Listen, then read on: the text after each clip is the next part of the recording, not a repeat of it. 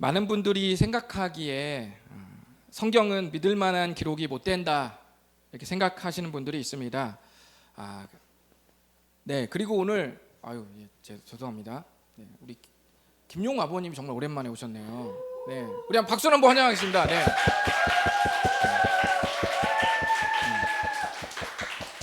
네.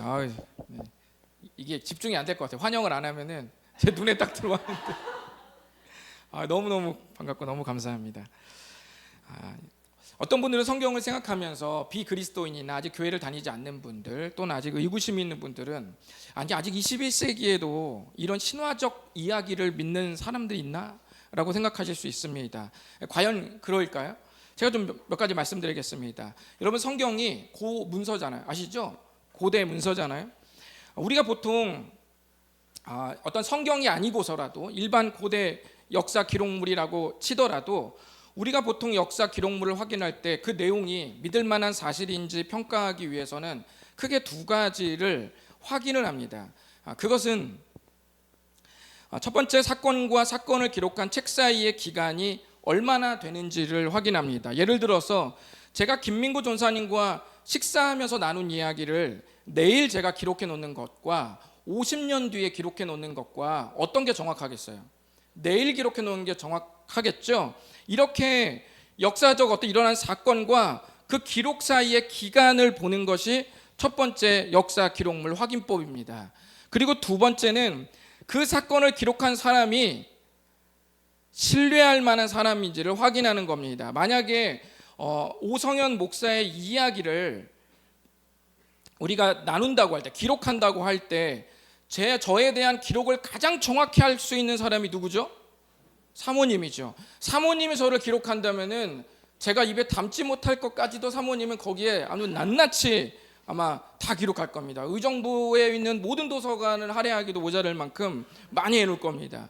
그런데 만약에 의정부 로데오 거리에서 저랑 마주쳤던 어떤 사람이 저에 대해서 기록을 한다면 그것은 어때요? 의심스러울 수밖에 없죠. 이렇게 역사적 사건의 인물들과 얼마나 친밀하고 가까운 사람이 기록했는지를 검증해 보는 것이 두 번째 역사 기록물 확인법입니다. 그러면 이 두 가지 역사 기록물 확인법에 의해 성경을 견주어 보면 어떨까요? 먼저 신약 성경은 예수님 사후, 예수님께서 십자가에 못 박히시고 부활하신 후에 길게 잡아도 20년 정도밖에 안 되었을 때부터 성경의 문서가 기록되기 시작했습니다. 그리고 성경을 기록한 저자들은 예수님께서 살아계실 때 친밀한 관계로 이미 굉장히 많은 시간을 함께 했던 사람들의 기록이기 때문에 이 두 가지 기준에 의해서도 굉장히 신뢰할 만한 기록이 됩니다. 너무 과장된 것 같이 느껴진다면 다른 기록물에 비교해 보자면, 예를 들어서 알렉산더는 그의 사후에 400년이 지나서 기록되었고 로마의 초대 황제 옥타비아누스는 그가 죽은 이후에 50년에서 100년 정도 후에 기록이 되었습니다. 그런 것 치면 성경과는 좀 가까울 수도 있다고 생각하겠지만 로마 황제에 대한 기록은 자료가 단 하나입니다. 50년에서 100년 사이 기록은 단 하나지만 성경에 대한 기록은 굉장히 많습니다. 그러니까 양으로도 압도적으로 많은 것이죠. 오늘날 우리가 알렉산더와 로마 초대 황제 옥타비아누스를 신화적 인물이라고 생각하는 사람은 아무도 없습니다. 그렇다면 성경의 인물과 사건의 신뢰도는 더 이상 말할 것도 없겠죠. 이렇듯 성경은 역사 기록물로서도 충분히 신뢰할 만한 자료라고 말씀드릴 수 있겠습니다. 오늘 제가 교회 가족들과 나눌 이야기도 2000년이 지난 우리 입장에서는 복잡하게 검증해야 확인이 가능한 이야기지만 그 당시는 이 이야기가 얼마나 사실에 기반한 기록인지 굳이 조사할 필요가 없었습니다. 왜냐하면 이 사건을 경험한 당사자들이 다 살아있거나 아니면 죽은 직후에 기록되었기 때문에 얼마든지 그것이 사실인지 거짓인지를 따지는지 그렇게 어렵지 않았기 때문에 그렇게 굳이 조사하지 않아도 되었습니다. 오늘 여러분들에게 작은 이 복음의 이야기를 좀 들려드리려고 합니다. 복음의 이야기는 1차적으로 예수님을 믿지 않는 분들을 향한 것이고, 두 번째는 교회를 오래 다녀서 이 예수님이라는 이름은 귀가 따갑게 들어왔지만 아직까지 인격적으로 믿지 못하는 분들을 향한 것이고, 세 번째는 예수님을 이미 인격적으로 믿고 있지만 신앙이 아주 냉랭하게 식어져서 이 반려동물을 보고 반응하는 만큼도 주님께 반응하지 못하는 그런 신앙으로 전락한 분들을 향하고 있습니다. 이렇게 세 부류의 분들을 향해서 오늘 말씀을 함께 나누도록 하겠습니다. 저희 어머니는 가난한 집 막내가 대학에 들어가기를 간절히 바랬습니다. 제가 셋째 중에서 막내거든요. 하지만 그런 기대를 쉽게 저희 어머니가 저에게 드러낼 수 없었던 이유는 부모님 생각에 가난했기 때문에 제대로 된 학원 하나 보내지 못했다는 생각 때문에 입시에 대한 이야기를 꺼내는 것조차 부담될까 싶어서 저에게 굉장히 조심스러워 하셨습니다. 그렇게 마음속으로만 졸이던, 간절히 바라던 우리 어머니께서 제가 이 명지대 기계공학과에 합격했다는 소식을 전화로 받고 어머니가 그 자리에서 이렇게 팔짝팔짝 뛰셨대. 이렇게 이거 저한테 그렇게 증언을 하셨습니다. 끝나고 내가 너무 좋아서 집에서 팔짝팔짝 전화해서 합격입니다. 옛날에 그렇게 전화로 통지가 오잖아요. 그러니까 그 소리를 듣고 어머니가 막 공중에서 막 점프를 하셨다면 너무너무 기뻐하셨다는 거예요. 그러면서 막 이게 주변 사람께 자랑을 이렇게 하셨답니다. 여러분, 그것이야말로 기쁜 소식이 아니고 뭐겠습니까? 기쁜 소식은 처한 상황에 따라 다를 수 있죠. 취준생에게는 원하는 직장에 취업이 되었다는 말이 기쁜 소식이 될 수 있죠. 직장인들에게는 오랫동안 기다리고 있던 그 여름 꿀휴가가 기쁜 소식일 수 있죠. 몸이 아픈 분들에게는 완치되었다는 판정이 기쁜 소식일 수 있죠. 관계가 무너진 사람들에게 상대가 내민 어떤 이 화해의 손이 기쁜 소식일 수 있습니다. 기쁜 소식은 말 그대로 기쁜 소식이에요. 이 기쁜 소식을 한자로 표기한 것이 복음입니다. 복음. 뭐 어려운 말 아닙니다. 기쁜 소식이에요. 그런데 우리가 경험하는 크고 작은 기쁜 소식 중에서 가장 본질적인 기쁜 소식이 성경 곳곳에 기록이 되어 있습니다. 그중 아주 작은 이야기 조각 하나를 여러분과 함께 나눌 수 있었으면 좋겠습니다. 이스라엘 지역은 크게 두 부분으로 나눌 수 있습니다. 지도를 보시면 지금의 이스라엘 지역입니다. 아래쪽을 유대 지역이라고 말하고 위쪽을 갈릴리 지역이라고 이렇게 말을 합니다. 빨간색 동그라미 부분이 갈릴리 지역입니다. 다시 갈릴리 지역을 제가 좀 확대를 해보겠습니다. 이렇게 갈릴리 지역을 확대해 보면요, 그 중심에 파란 색깔이 보이죠? 이렇게 갈릴리 바다가 있습니다. 사실은 갈릴리 호수인데, 민물 호수인데 통상적으로 그냥 거기를 갈릴리 바다라고 불러요. 근데 사실은 갈릴리 호수입니다. 저희 교회에도 호수가 있죠. 수정자매님 아들 이름이 호수입니다. 근데 우리 교회 호수보다는 못한 그 갈릴리 호수가 그 갈릴리 지역에 있습니다. 그런데 그 검은색 네모칸, 여러분 눈에 보이지 않아도 뭔가 거뭇거뭇한 게 보일 겁니다. 그 갈릴리 호수의 이 명칭에 보면은 이 네모난 칸에 게네사렛이라는 지명이 아마 보이실 겁니다. 안 보이시는 분은 그냥 게네사렛이라는 지명이 있다고 생각하십시오. 게네사렛은 그 갈릴리 호수의 북서쪽에 위치한 굉장히 농사하기 좋은 땅입니다. 그래서 갈릴리 호수를 또 다른 말로 칭할 때 게네사렛 평야를 끼고 있는 호수라고 해서 게네사렛 호수라고도 부릅니다. 그러니까 갈릴리 호수랑 게네사렛 호수는 같은 호수를 말하는 거죠. 오늘 이야기의 배경이 되는 바로 장소입니다. 어느 날 많은 사람들이 하나님의 말씀을 듣기 위해서 게네사렛 호숫가에 예수님 주변으로 막 몰려들기 시작했습니다. 예수님이 주변을 두리번거리셨습니다. 그러자 빈 배 두 척이 눈에 들어왔어요. 마침 어부들이 배 밖으로 나와서 그물을 손보고 있었습니다. 아마도 고기를 잡지 않는 그 하루 일정이라 그때 이제 그물을 손을 보고 있었던 것 같아요. 예수님은 배에 올라서 배를 강단 삼아 말씀을 가르쳐야겠다고 생각하셨습니다. 그래서 배 주인에게 배를 좀 육지에 좀 살짝 밖으로 이렇게 띄워놓고 좀 가르칠 수 있겠냐고 요청을 하고, 그래 허락을 받고 난 다음에 배를 살짝 물가 쪽으로 띄운 다음에 그 위에 서서 강단 삼아 말씀을 가르치기 시작했습니다. 그런데 그 배가 하필 시몬의 배예요. 시몬의 배. 시몬은 우리가 잘 아는 베드로의 또 다른 이름입니다. 사실 베드로는 이번 만남이 예수님과의 만남이 처음은 아니었습니다. 자기 형제 안드레가 있는데 이 안드레는 잘 안 들어요.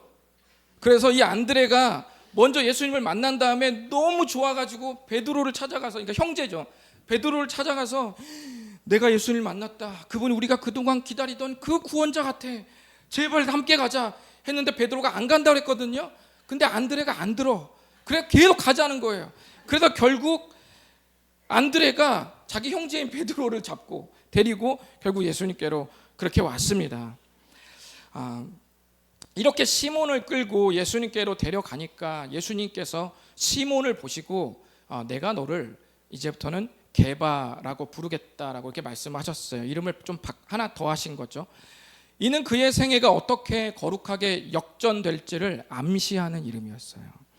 시몬은 유대식 이름이고요, 게바는 아람어식 이름이고 베드로는 그리스식 이름입니다. 그러니까 이 당시는 이름이 3개 정도 있을 수 있어요. 그러니까 못해도 한 2개 정도는 있습니다. 바울도 이름이 2개였죠. 그러니까 기본적으로 2개나 3개 정도는 갖고 있어요. 오늘 예수님께서 아람어식으로 게바라고 이름을 지어줬기 때문에 베드로는 이제 시몬 외에도 게바나 베드로라는 이름을 갖게 되었던 것이죠. 오늘 저는 그냥 베드로라는 이름으로 통일해서 여러분과 쓰겠습니다. 이렇게 베드로는 이미 예수님을 만난 적이 있죠. 그 예수님이 오늘은 자기 배에서 이제 사람들에게 말씀을 가르치고 계신 거예요. 그런데 설교를 마치신 후에 예수님께서 베드로에게 말하기를 깊은 데로 가서 그물을 내리라는 거예요. 지금 어부들이 그물을 손보고 있는 걸 보면 몰라요? 고기 잡는 시간이 아니잖아요. 고기때가 아니라고요, 아직.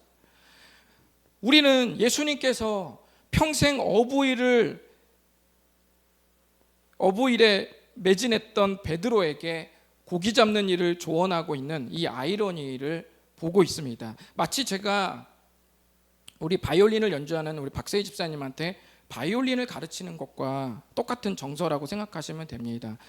얼마 전에 제가 바이올린을 막 친다고 말했더니 집사님이 저한테 목사님 바이올린은 치는 게 아니라 켜는 거예요. 이렇게 딱 저한테 정확하게 아주 바로 가르쳐 주셨습니다.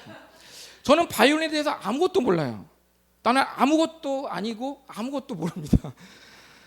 적어도 베드로에게 고기를 잡는 법을 그 누구도 가르칠 수는 없는 거예요. 베드로는 그냥 거기서 평생 고기를 잡은 사람이에요. 잔뼈가 굵고 너무너무 잘 알아요. 그냥 눈만 뜨고 바다에 어느 발릴리의 유속만 봐도 고기가 어디 있는지 다 아는 그런 프로페셔널한 사람이라고요. 베드로도 물론 누가 감히 나한테 고기를 잡는 거에 조언을 하겠어? 라고 베드로도 물론 그렇게 생각했죠. 그런데 예수님의 그 제안이, 깊은 데서 고기를 잡으라는 그 제안이 그날따라 왠지 확신에 차 있고 아주 묵직했어요. 베드로는 평생 고기질만 해온 자기에게 건네는 그 제안이 아주 어색했지만 그대로 해보겠다는 마음을 먹기 시작합니다. 우리 5절을 한번 다 같이 읽어보실까요? 시작. 베드로 선생님 수고하였으되 잡은 것이 없지만은 말씀에 의지하여. 베드로는 자기가 그물을 내려보기로 마음먹게 된 이유를 정확히 말합니다. 5절을 여러분 잘 보십시오. 평생 살아온 내 나와바리 분야에서 누구의 말도 들어본 적 없지만 지금 이 순간에서만큼은 당신이 말씀한 그 말씀에 의지해서 내가 그물을 내려보겠다고 지금 고백합니다. 어떻게 되었을까요? 6절과 7절을 한번 다 같이 읽어보겠습니다. 시작.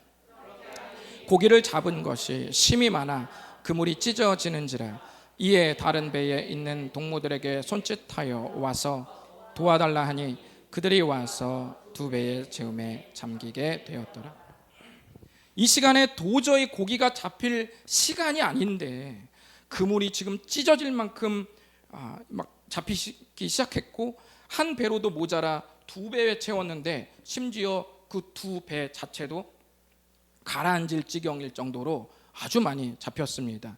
베드로는 처음에 예수님께서 어색한 그 부탁을 자기한테 하는 그 시점부터 지금 이 2배가 가라앉을 지경이 되는 그 순간까지 일련의 모든 장면들이 이 베드로에게 계속 포착되기 시작했습니다. 베드로는 일련의 모든 장면들이 충격적으로 다가왔어요. 이거 뭐지? 내 상식과 내 이성, 그리고 평생 경험한 내 경험으로도 결코 동의할 수 없는 일이 지금 펼쳐진 겁니다. 베드로의 머릿속은 복잡해지기 시작했어요. 그리고 자기가 살아온 나날들과 자기의 전 존재가 흔들거리기 시작했습니다. 이 사건 앞에서 베드로는 알 수 없는 주님과 자신과의 엄청난 격차가 있다는 마음이 몰려오기 시작했습니다. 그 마음이 점차로 감당할 수 없을 만큼의 격차로 벌어지게 되자 마침내 입 밖으로 자기도 모르게 뿜어져 나오기 시작했습니다. 우리 한번 8절을 다 같이 읽어보겠습니다. 시작. 이를 보고 예수님의 이름에 엎드려 이르되 주여 나를 떠나소서 나는 죄인이로소이다 하니. 아멘. 그가 느낀 격차에서 새롭게 깨닫게 된 사실은 자신이 쌓아온 모든 생각이 다를 수 있다는 것과 자신이 항상 온전하지 못했다는 죄의 고백이었습니다. 이 고백은 오늘날 예수님을 믿게 된 모든 사람들이 예수님을 믿기 전에 반드시 직면했고 반드시 통렬하게 내뱉을 수밖에 없는 고백입니다. 성경은 이 고백을 마주하는 순간이 복음이라고 말씀하십니다. 복음에는 크게 2단계가 있습니다. 첫 번째는 자신이 죄인이라는 불편한 진실을 마주하는 거예요. 누군가 나를 부정적으로 평가한다면 이를 좋아할 사람은 없죠. 그걸 누가 좋아하겠습니까? 그러나 우리가 병원에 가서 진단을 받을 때는 그건 좀 문제가 다릅니다. 거기서는, 병원에서는 내가 아픈 이유를 듣는 게 핵심입니다. 긍정적 평가를 듣고 싶은 게 아니라 병원에서는 정확한 평가를 듣고 싶어 하는 거라고요. 성경은 예수님을 비유로, 그렇게 의사로 비유하셨습니다. 왜냐하면 불편하고 때로는 불쾌하지만 정확한 평가를 우리에게 내리시기 때문에 성경은 예수님을 의사로 종종 비유하셨습니다. 그 진단은 무엇이냐면 우리가 죄인이라는 사실입니다. 하지만 안심하십시오. 예수님은 불편한 진단을 내리시고 그저 떠나시는 분이 아니라 죄인을 만나러 오신 분입니다. 우리가 목적입니다. 그리고 죄인인 우리가 영혼의 진단을 깨닫도록 돕고 그 사실 앞에 회개하도록 끝까지 도우시는 분이 우리 예수님이십니다.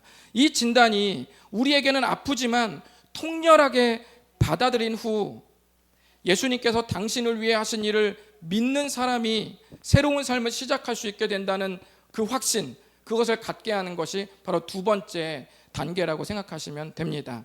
저는 이 자리에 계신 분들 중에 아직까지 예수님을 믿지 않으시거나 또는 예수님을 믿고 있다고 착각하는 분들에게 말씀드리고 싶습니다. 베드로가 느낀 마음으로 주님 앞에 내가 죄인이라는 사실을 고백할 수 있기를 바랍니다. 제가 가지고 있는 LED 램프 중에 7단계 밝기 조절이 있습니다. 여러분 있으세요? 7단계. 3단계도 아니고 무려 7단계. 그런데 처음에 어두울 때, 다 집에 자고 있을 때 제가 이제 책을 읽으려고 불을 딱 켜면 굉장히 밝습니다. 스위치가 켜면 밝죠. 그런데 2단계를 누르면 그보다 더 밝아진다는 사실에 놀라고 계속 그렇게 높이면 7단계에서는 굉장히 밝은 신세계를 경험합니다. 그런데 놀라운 사실은 7단계에서 높여놨던 빛을 다시 1단계로 낮추면 처음 켰을 때와 같아 느꼈던 그 밝음이 전혀 생각이 들지 않는다는 거예요. 1단계가 이렇게 어두웠나? 라는 생각을 하게 됩니다. 하나님께서 우리를 비추신다는 말이 바로 그런 뜻입니다. 그리스도인이나 비그리스도인이나 우리 모두는 각자 건강한 삶을 위해 자기 개발을 합니다. 어두웠던 시절 스스로 자기 개발하고 각성하면 이전과는 비교도 안 되는 찬란한 삶이 펼쳐집니다. 눈에 띄게 관계가 개선되고 심지어 깊이 갈등하고 있던 사람들과도 화해의 무드가 조성됩니다. 거기에 운동도 조금 하고 루틴처럼 건강한 취미까지 곁들이면 그야말로 삶의 질은 폭발적으로 증가합니다. 이 새로운 경험은 마치 1단계에서 6단계까지 점점 밝아지는 불빛처럼 어두웠던 시절 내 자신이 스스로를 극복하고 각성하면서 단계적으로 환하게 역동적으로 경험되는 것 같은 그런 마음을 갖는 겁니다. 그런데 그게 6단계까지라는 거예요. 내가 끌어올릴 수 있는 최대치입니다. 남겨진 죄를 다 볼 수는 없습니다. 헤아릴 수가 없습니다. 자기 개발로도 나의 모난 부분과 잘못을 자기 성찰로 어느 정도는 분별할 수 있습니다. 내가 실수하거나 내가 누군가를 미워했다거나 누가 내가 양심적으로 누군가에게 좀 꺼림직하게 했다라는 것은 자기 성찰로도 굉장히 많은 걸 발견해요. 그러나 전부 홀이라도 남김없이 내가 살아온 모든 나날들 1분 1초 항상 모든 가짓수에 대해서 그 죄를 인지하고 깨달을 수는 없습니다. 왜냐하면 우리 모두가 1인칭 관찰자 시점으로 살기 때문입니다. 계획적인 울트라 제이 성향도 그 죄를 전부 다 깨달을 수는 없습니다. 주님은 죄인이라는 이 불편한 진실을 우리에게 마주대하도록 하십니다. 베드로처럼 말입니다. 이 말씀 앞에 우리가 집중해야 하는 것은 좋은 평가가 아니라 정확한 평가입니다. 교회는 정확한 평가 위에 좋은 평가가 이어집니다. 우리는 하나님 앞에서 모두 죄인입니다. 하나님께서 여러분에게 영혼을 비추기를 바랐던 적이 여러분 진지하게 있었습니까? 하나님께서 여러분의 영혼의 깊숙한 구석구석까지 그동안 살면서 한 번도 비춰보지 못했던 그 영혼 깊숙한 곳까지 비추기를 바랐던 적이 진지하게 있었냐고요. 여러분이 나름 깨끗하게 살아왔다는 것을 부정하는 것이 아닙니다. 여러분의 말을 믿지 못해서도 아니에요. 여러분이 열심히 살지 않았다는 말도 아닙니다. 다만 하나님께서 여러분의 마음을 비추었을 때 우리가 밝았다고 생각한 모든 순간이 사실은 어두웠다는 것을 발견할 수 있습니다. 하나님께서 어둡게 하신 것이 아니라 원래 어두웠다는 사실을 말입니다. 그래서 성경은 우리가 죄인임을 발견하도록 이 불편한 진실을 직시하는 순간을 마치 빛이 어둠을 비추는 것처럼 그렇게 비유했습니다. 성경은 이 불편한 진실을 우리들에게 계속 푸시하고 몰아세웁니다. 죄는 너만 지은 게 아니라 지금 설교를 하고 있는 오성현 목사도 지었다고 고발하고, 경건하게 지금 보이시는 김지훈 집사님도 죄인이라고 고발하시고, 공감의 화신인 이미영 집사님도 죄인이라고 고발하시고, 모든 사람이 죄인이라고 하나님께서 우리들에게 고발하십니다. 그리고 누구나 그 후에는 심판이 있다고 말씀하십니다. 하나님의 말씀 앞에서 자기가 죄인임을 인정하는 사람은 바로 이때부터 다음과 같은 생각을 할 수밖에 없습니다. 그렇다면 이 심각한 상태에서 나는 어떻게 하면 좋겠습니까? 여러분, 죄의 대가는 죽음입니다. 그래서 우리는 우리 죄를 죽음으로 대신 지불하시기 위해 예수님께서 십자가에서 죽으셨습니다.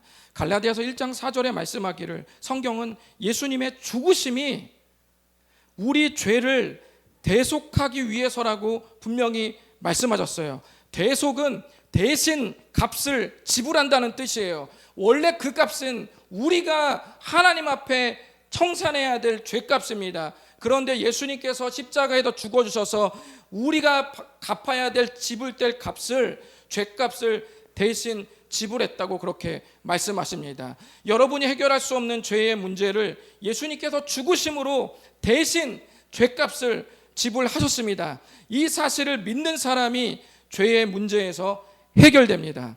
성경은 이를 일컬어 구원을 받는다, 거듭난다고 표현하는 겁니다. 이 자리에 계신 분들 중에 아직까지 예수님을 믿지 못하는 분들이 있다면 오늘 말씀 앞에서 예수님이 나를 구원한 주님으로 받아들이셨으면 좋겠습니다. 혹 그런 마음이 들지 않더라도 긴 시간 진지하게 주 앞에서 고민하셨으면 좋겠습니다. 여러분이 인자한 사람이 되어 말씀을 재단하고 평가하기 전에 말씀에 압도돼서 마음을 여셨으면 좋겠습니다.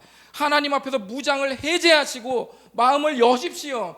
여러분의 렌즈로 자그마한 이런 이 통 같은 이 구멍으로 성경을 재단하거나 평가하기 전에 먼저 말씀에 압도돼서 완전히 무장을 해제하시고 마음을 그냥 여십시오. 그리고 주님을 믿고 싶다고 고백하십시오. 내 논리, 내 경험으로서가 아니라 하나님께서 말씀하신 그 진단에 의지해서 내가 나를 정확하게 보기를 원한다고 고백했으면 좋겠습니다. 교회를 오래 다닌 분들은 이런 이야기를 들으면 그거 뭐 늘 듣던 이야기인데 그거 뭐 또 하나? 이렇게 생각하실지 모르겠습니다. 그럼 저도 묻겠습니다. 그거 뭐 그렇게 많이 들었는데 그렇게 사라지셨습니까? 저도 그렇게 묻고 싶어요. 근데 그거 잘 안 되잖아요. 쉽지 않은 겁니다. 그 말에 대답하기 어려워요. 이 시간 우리 모두는 예배의 자리에 섰습니다. 예수님을 잘 믿는 분이나 믿지 않는 분이나 공히 우리는 예수님 앞에 섰어요. 먼저는 하나님의 말씀이 여러분을 진단한 정확한 평가를 마음속에 깊이 고민하시고, 두 번째는 여러분의 죄를 위해 예수님이 하신 일을 깊이 생각하시고 믿으셨으면 좋겠습니다. 이미 믿고 있는 분들은 그리스도의 사랑이 우리에게 부은 바 되었다고 로마서에서 말씀하셨는데 왜 내 삶은 냉랭했는가 라고 고민하며 주님께 재헌신하는 시간이 되었으면 좋겠습니다.